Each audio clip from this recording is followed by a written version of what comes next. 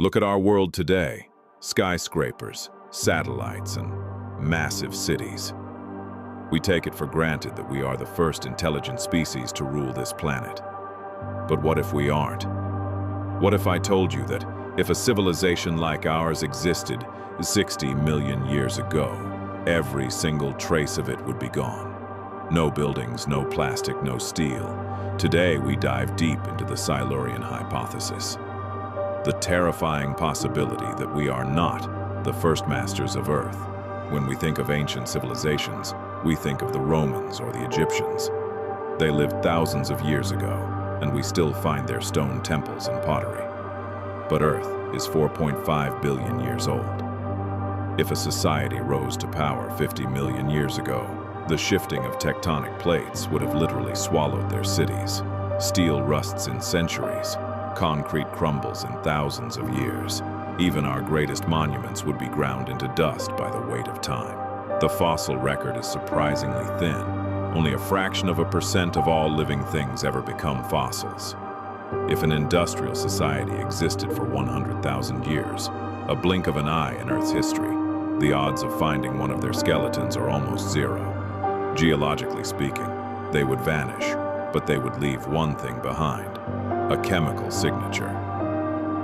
56 million years ago, something strange happened. Scientists call it the PETM, the Paleocene-Eocene thermal maximum. Earth experienced a massive, sudden spike in carbon and a global temperature rise of 8 degrees. It looks almost identical to the industrial impact we are having on the planet today.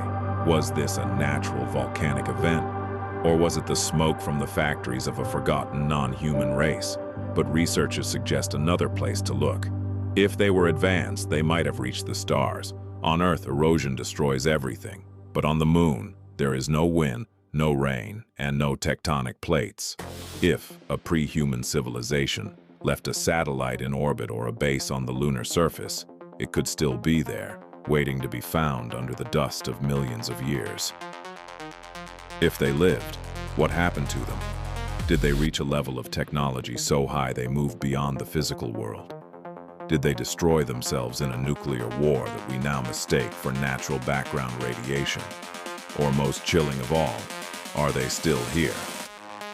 Some theorists suggest they could be hiding in the only place we haven't fully explored: the deep crust of the Earth or the darkest trenches of our oceans.